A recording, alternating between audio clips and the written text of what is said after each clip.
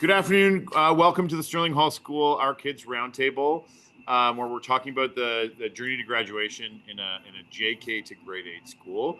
A little bit unique here in Toronto and the Greater Toronto area, in Ontario specifically, where we are not a through school. Sterling Hall is a JK to 8 school, so that is our kind of niche, and that's what sets us apart from the other independent schools here in Toronto.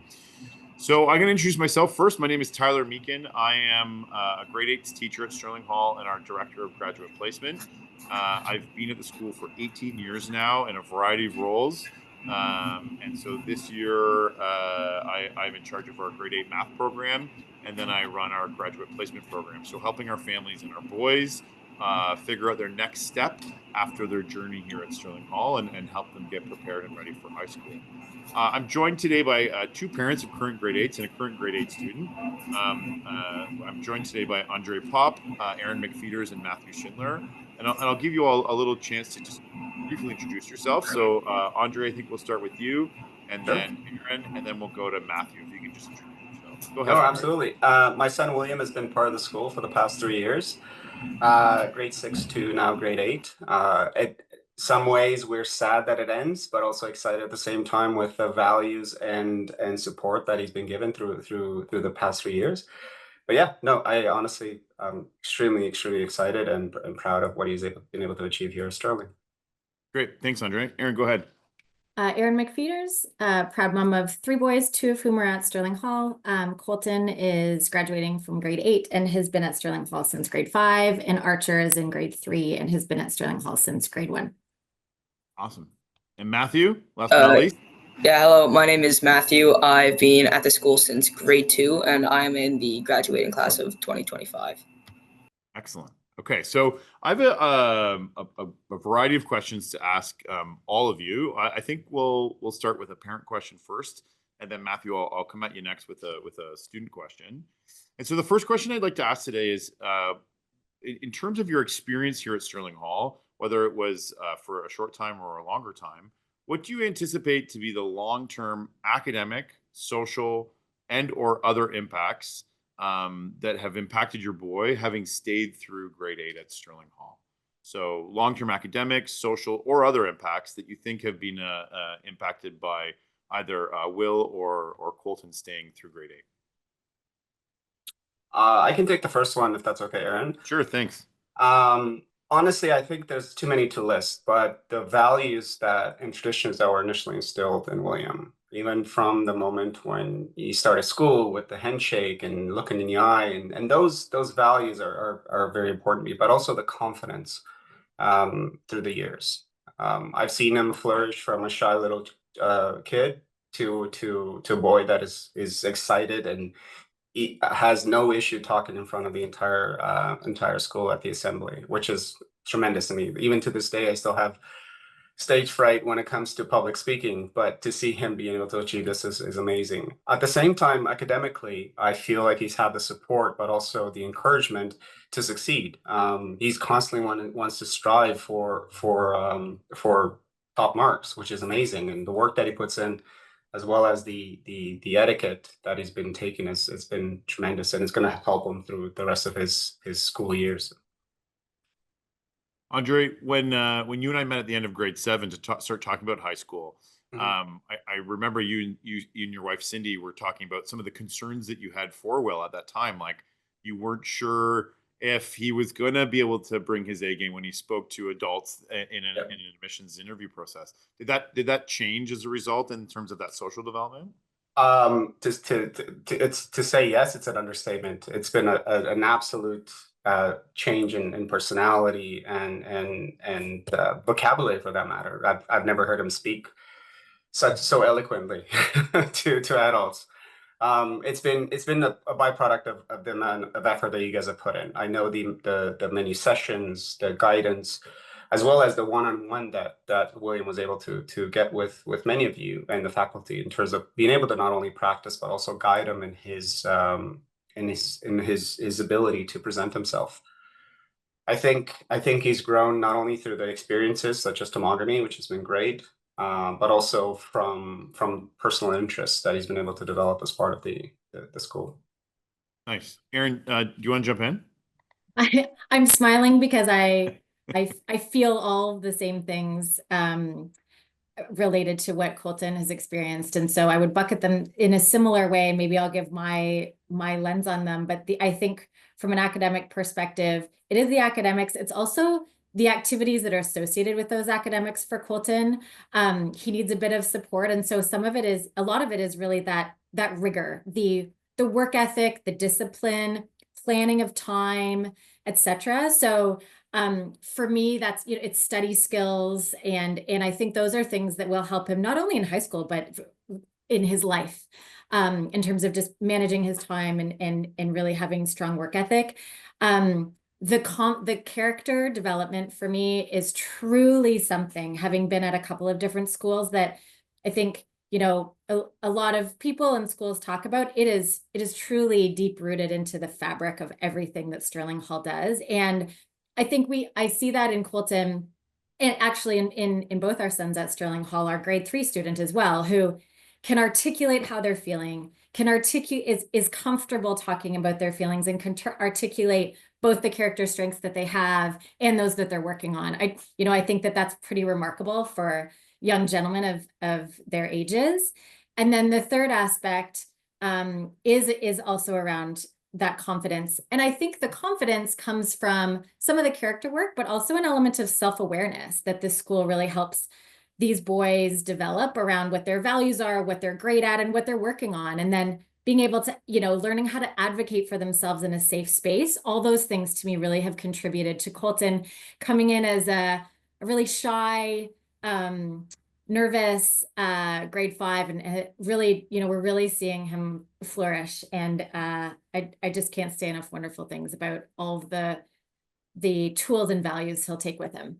Erin, I've seen that growth in Colton just in the year that I've worked with him here in grade 8, like that maturity, that confidence blossoming and growing. Do you think going through that high school application process had an impact on that and the result of that process?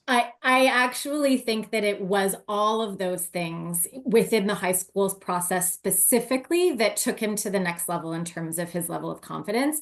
And the reason that I say that is because he was well prepared for tests and standardized tests that have historically been quite challenging for him.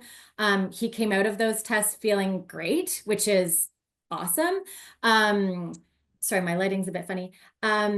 It's the other side of that, which is identifying what your values are, what's important to you as a person, what's important to you as a school, and then feeling really confident in the places that you're applying because they match up with that.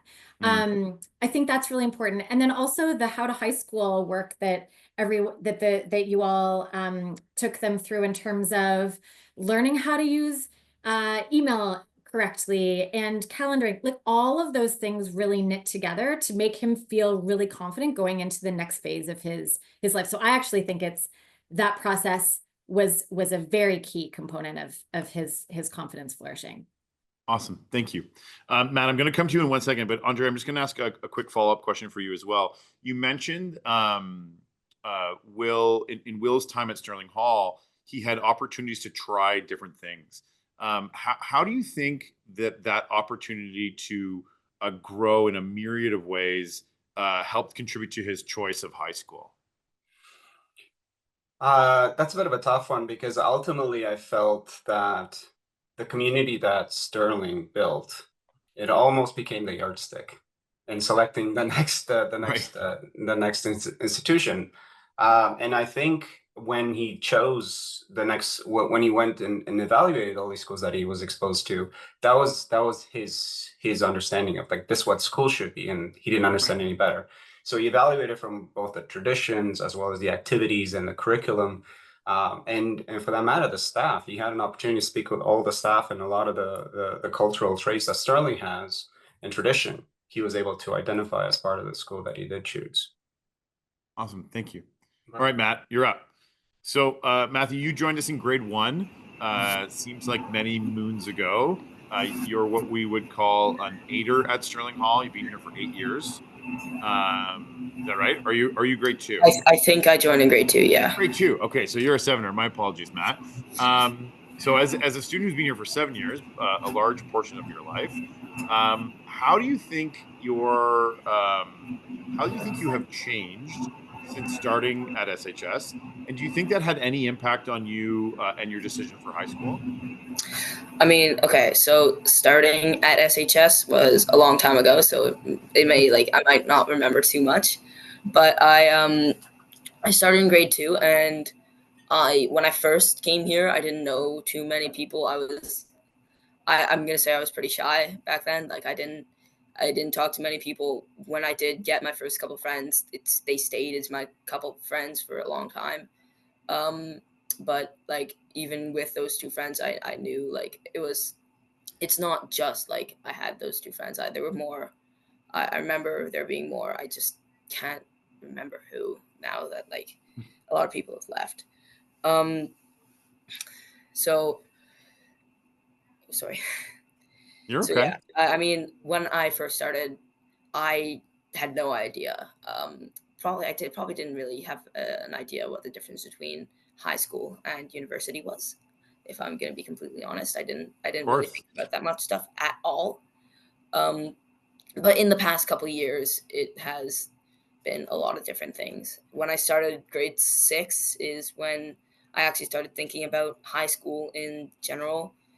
And back then, it was mostly just whatever my brother decided to do, I would most likely, I thought, oh, I would follow it. Follow his footsteps. And yeah, into grade 7, I still believed that for a while until I noticed that maybe we're not the same person. And there's a lot of different like variations between the high schools and like different things that I may want that he didn't, or like things that just we're not like exact the same in.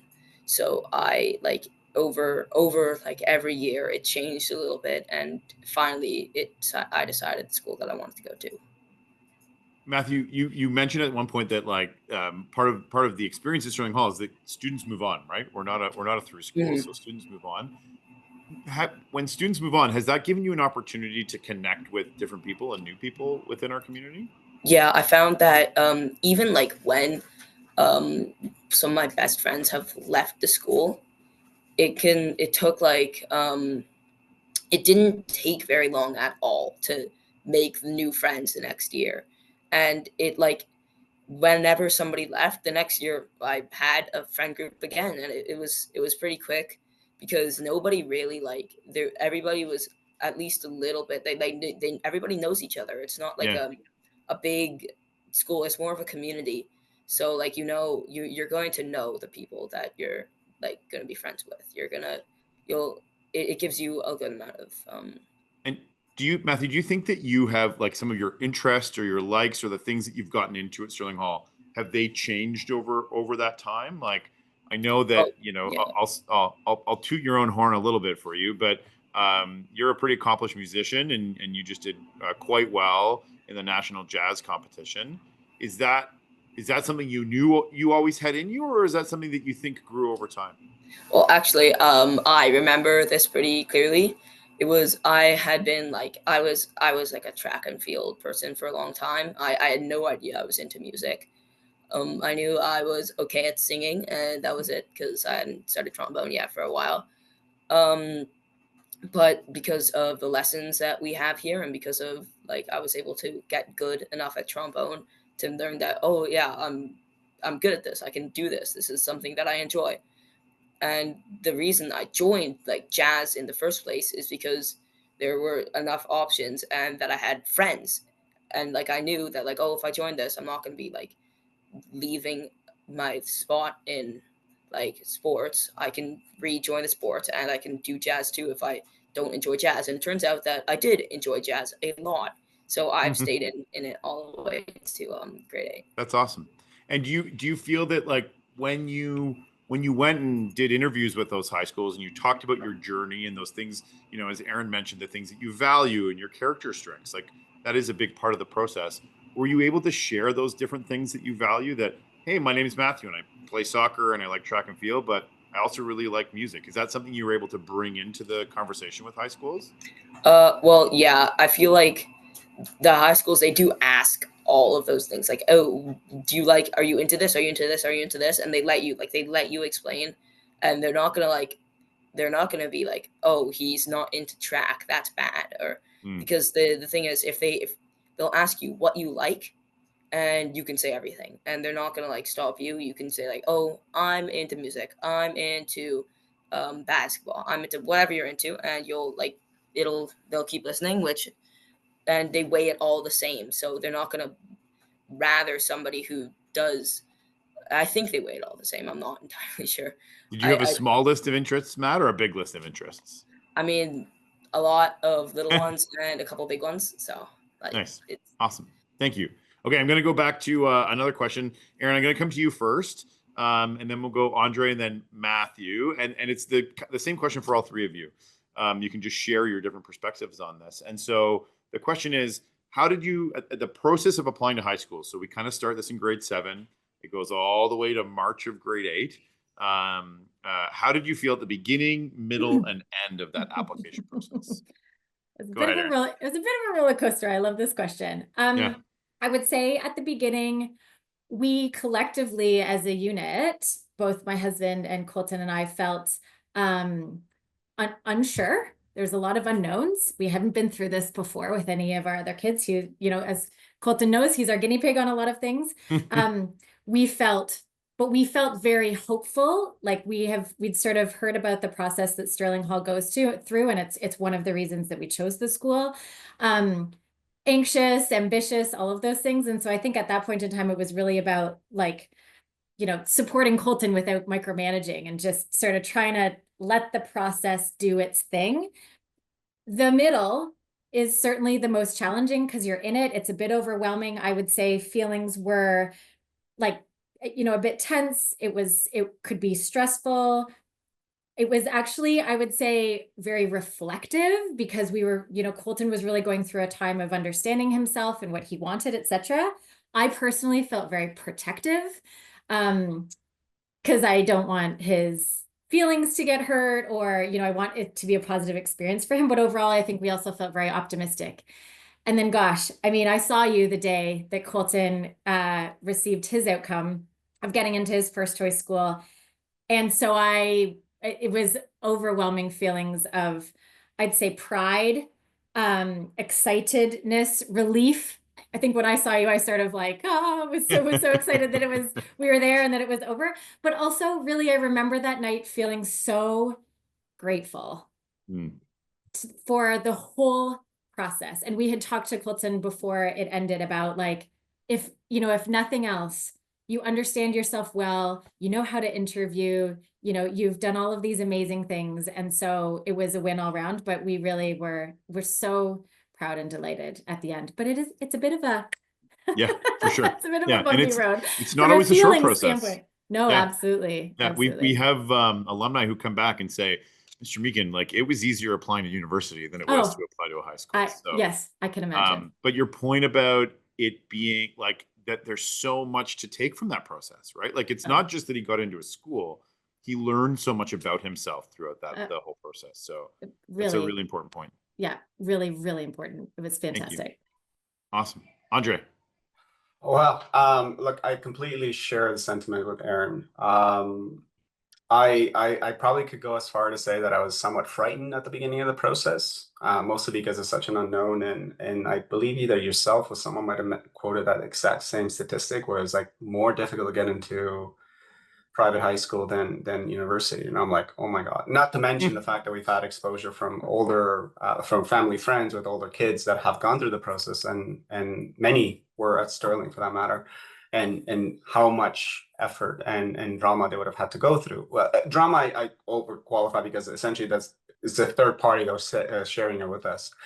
But having gone through it initially, after the initial phase, the comfort level grew, and it grew in the fact that we could see it in William how much he was able to define and verbalize his feelings and sentiments, and subsequently the experience that he's going through, and all as a byproduct of the preparation that he was receiving at Sterling.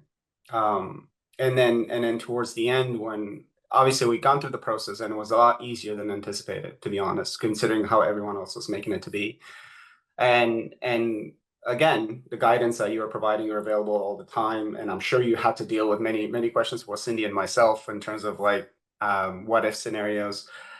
But ultimately, as we had that initial sigh of relief when we submitted the application, we're done. What will be. William did all that he could, and he did amazing. He's come back at all the interviews, and he's confident, easy. Like some of the adjectives he was using is like no issue. The test was a walk in the park type stuff. I'm like, wow, that's amazing.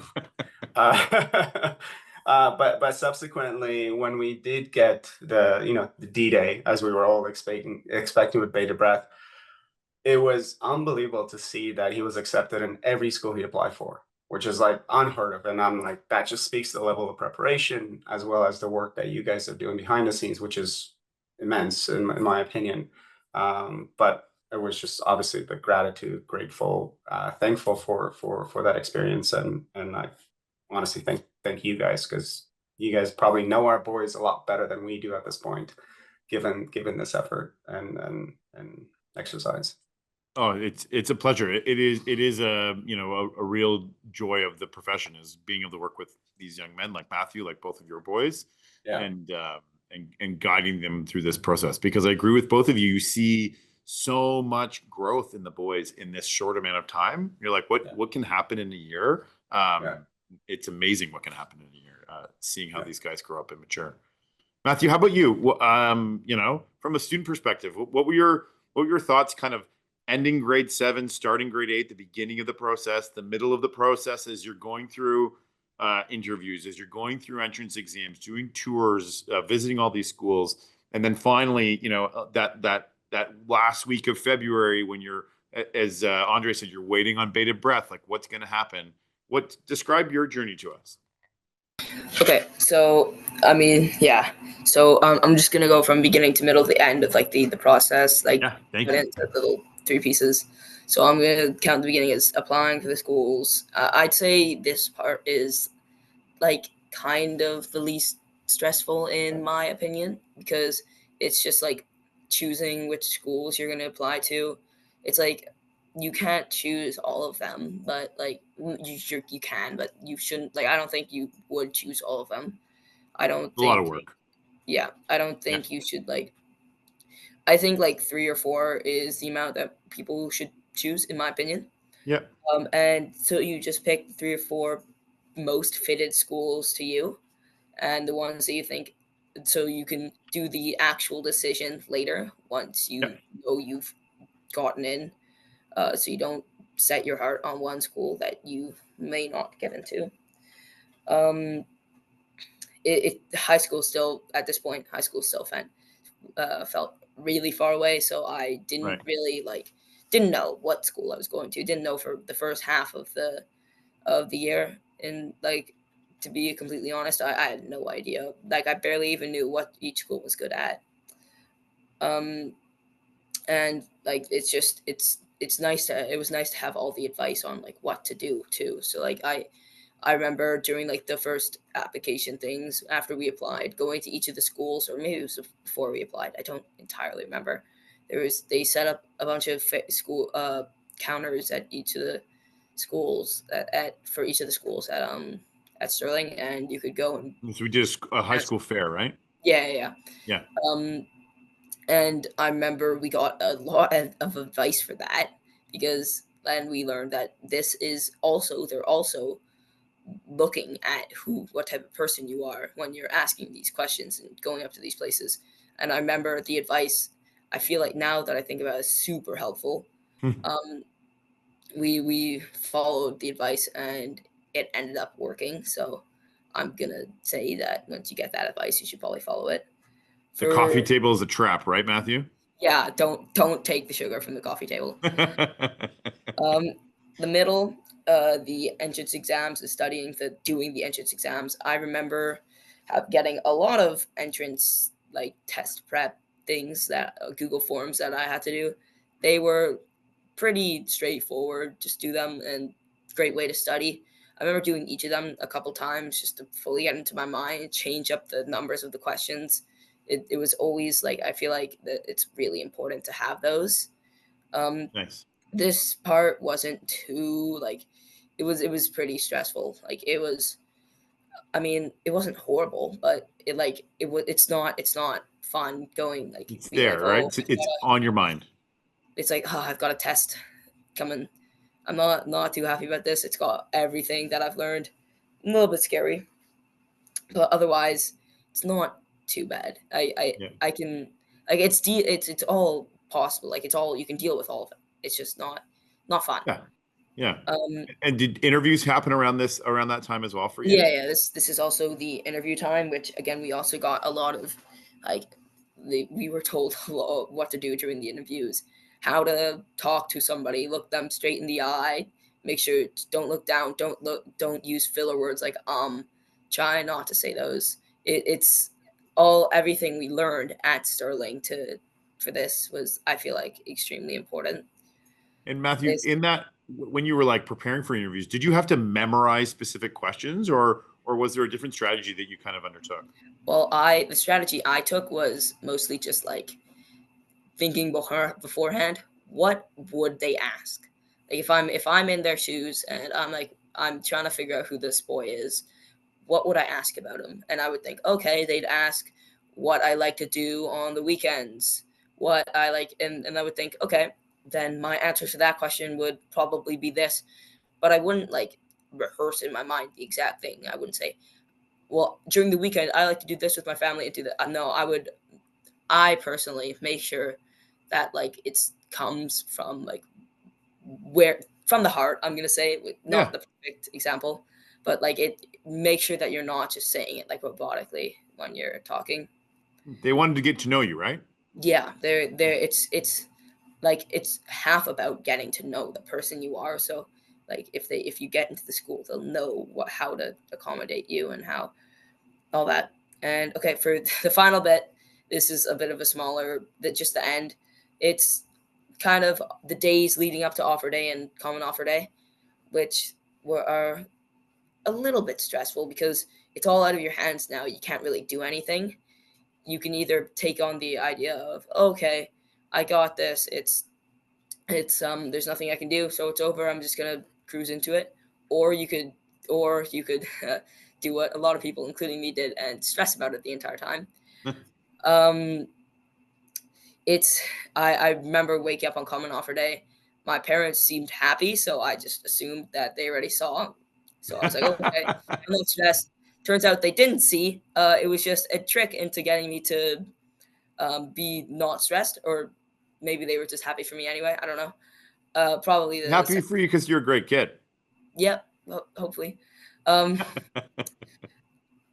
yeah, ended out with me getting into all three schools that I wanted to apply to, which I think I would like. Most of the reason why was all the help that Sterling gave us. Awesome. Thank you, Matthew. Can I ask one question? I think it was Please. probably better than Christmas Day waking up. Looking Was at it, the Matthew? tree. Pardon? Was it better than waking up on Christmas Day? I mean, it's up there. I like where your priorities lie. Parents, I'm coming back to you for one more question. If you're through it now, the roller coaster has kind of cruised to a stop. What advice would you give parents who are concerned about getting into high school from SHS? So if they're like, well, is it going to actually work out? Am I going to have a space? Our principal always says, like, we promise your kid's not going to be in an alley throwing dice and getting on the wrong side of the law. Like, he's going to be okay. How can you, aside from some fun jokes and whatnot, what advice could you give parents who kind of will soon be in your shoes? Go ahead, Erin. Me or Andrei? Oh, you want me to go? Okay. Sure. Well, this is also my advice to myself in however many years I have until my other boys go through Yeah, this. exactly. But, Fitting. yeah, it's so funny. I'm going to start with this, and I feel like the school says this, but I feel this, so I would put like this in caps, which is trust the process. Trust the process, trust the leadership, trust the prep, trust the school's credibility with other schools. All of it comes together. And I see it now. Like I heard it, in grade 7, actually in grade 6, we went to a session on it to really start thinking about it early. And I heard it and I kind of, like many, I was like, yeah, it sounds great. Perfect. We will trust the process. I trust the process now. Like when Archer comes up in grade 8, we'll just do all the same things. It is exactly what it should be.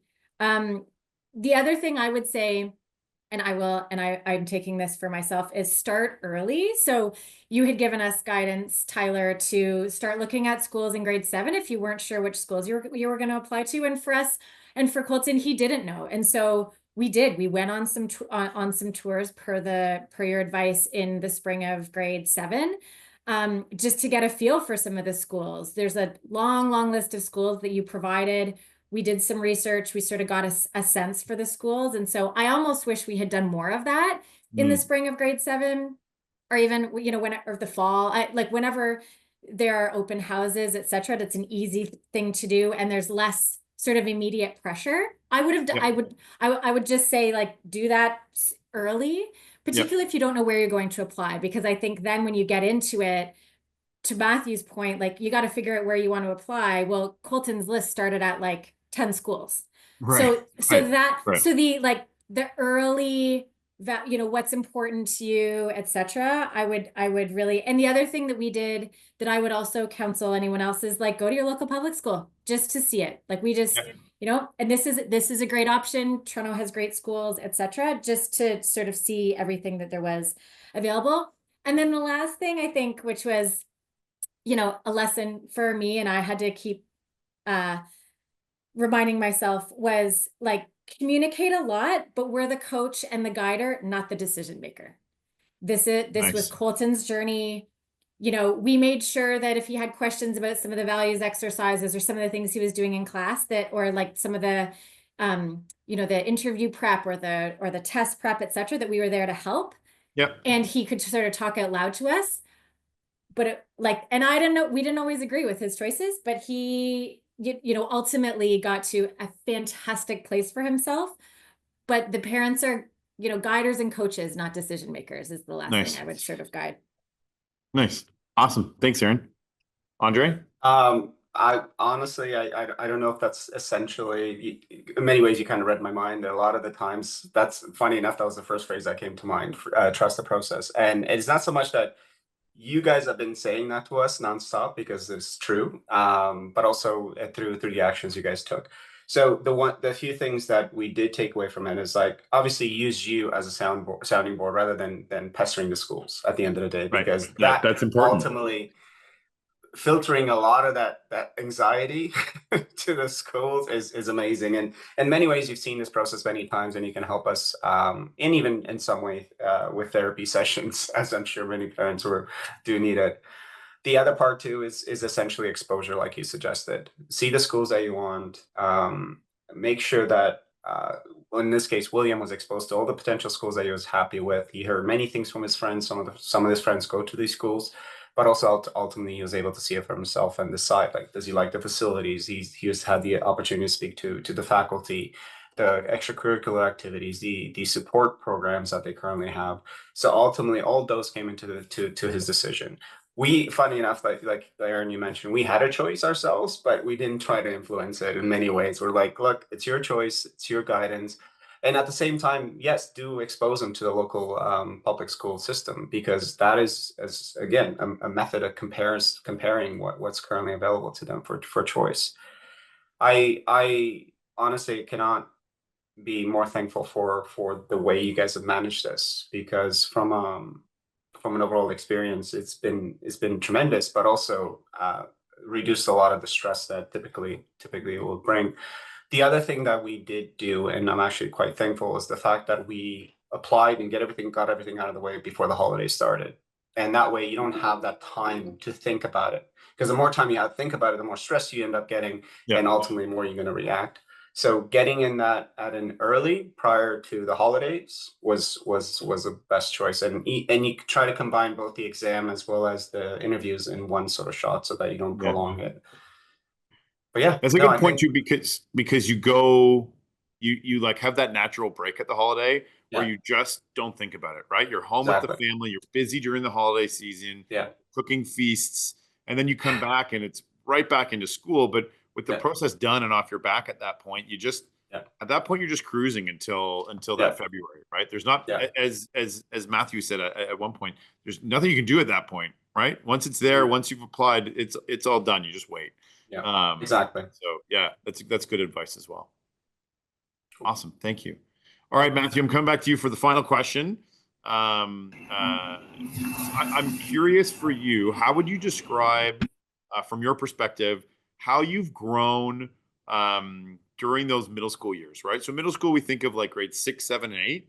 How have you changed either socially or academically or in your interest or even in your leadership? How has that kind of changed and evolved in the last 3 years of middle school? The last 3 years, grade 6, 7, and 8, I feel like I've changed a lot from the person I was in grade 5 and below. Going into grade 6 for the first year, I was mostly the same person. There was not much change. I'd say most of the change that happened to me as a person to become who I am now was through grade 7 and into grade 8. I personally, for me, I believe that's when I became who I was now. I got a boost in confidence. I learned how to talk to people. I learned how to, and I don't entirely remember how this happened. I just remember like over that time I had grown much as a person. I like I yeah. You were named to a leadership team. What's that? What's been involved in that process for you? Oh yeah, okay. For leadership, I feel like generally, I've grown as a leader a lot over these couple of years. It's right from being from the buddy system of getting to like talk to some kid in lower grade and like learning how to interact with people like that, or just from the actual leadership teams. I feel like I've learned a lot. The teams being in the art team has helped me a lot because I've gotten to go into classes with younger kids in them and help them with the things that I'm good at, like arts and music, because I know that like once I've figured out how to do those things, I can help others, which is something I've learned and figured out through SHS's leadership things. What's Mr. Parsons' motto, Matthew? Big boys look out for themselves, bigger boys look out for others. Is that the one you're looking for? Yeah, that's a good one. I think that you mentioned that though, right? Like being on that leadership team has given you that opportunity to give back, right? To connect with the younger kids, to share some of the things where you've grown in Sterling Hall and given that opportunity to share it back. And I'm sure when you were applying to high school, you were able to touch on those things, right? Like that growth and that leadership and the things that you're interested in, how you've been able to kind of enrich your community. Yeah, like I talked about earlier, I believe I said something about how the high schools want to listen to you. They're not going to be like, tell me if you're into this, and if you're into something else, I don't really care. They want to know that you're a good leader. They're going to ask you about that, and if you are, they'll listen to you about it. They can like they'll want to know that. They'll want to know how you could have shown that, how you learned about it. They want to know all that stuff because they want to know about you. Matthew, you I would say one of the kind of like transformative experiences that grade 8s undergo at Sterling Hall happens in that first week of school, right when you get back. What experience did you go through when you got back to school? Yeah, okay. In that first week back of school, we went on the Tamagami trip, which was it was definitely a trip. I remember everything that happened in really clearly. We went there. The buses was a long bus ride, and when we finally arrived, I was happy to get out of the bus, but still a little bit scared because the entire thing. It's a scary experience being out in the wild for a full week, well, 5 days it's scary. But I know I did learn a lot there. I learned that like how to problem solve a lot because I remember being there and like we were out of wood, and so we would go out in the forest, go around, look for the dry wood. If it's raining, then we'd have to go to places that were covered. Like it was all a great way to just use our minds and think. I also remember the idea that things just won't always go your way. I was thinking about this earlier, and it just reminds me that like monogamy really put me out of my comfort zone, and it reminded me that I'm not always going to be in my comfort zone. There's going to be times that are not going to be like perfectly comfortable, and monogamy was a great time to test the waters about how I can traverse that, and it taught me a lot about that. um I also remember that monogamy, it really reminded me how grateful I should be and how grateful I am for the things I have. Um, I'm getting back and sleeping in a nice warm bed after sleeping out in the cold like that was possibly one of the best sleeps I've ever had in my life. Amazing. Awesome, Matthew. And I'm sure you took those lessons that you learned on the trail and you were able to kind of like use them throughout your grade 8 year, and hopefully you'll use them in life past Sterling Hall. So thank you for sharing that. I'd like to kind of bring everything to a close now, and I'd like to do that by just saying thank you. It is so nice to hear your perspectives, for you to provide some advice for others about going through this process, about navigating this journey. Erin, you like hit the nail on the head. It is a roller coaster. There's a lot going on, but like any good roller coaster, I think it's worth the journey, right? I mean, maybe if you're not a roller coaster rider, that analogy doesn't hit, but it really is kind of worth the ups and downs, because the growth that we clearly see in our grade 8 students, and you've seen in both of your boys, is tangible. There's no two ways about it. Like, you can see that it's not just physical growth that we see over this year. It's really growth across the spectrum. So thank you everyone for joining us today. Matthew, thanks for giving up some time during exams while you're studying away, and we really appreciate you being here with us today. So thanks a lot, and have an awesome day.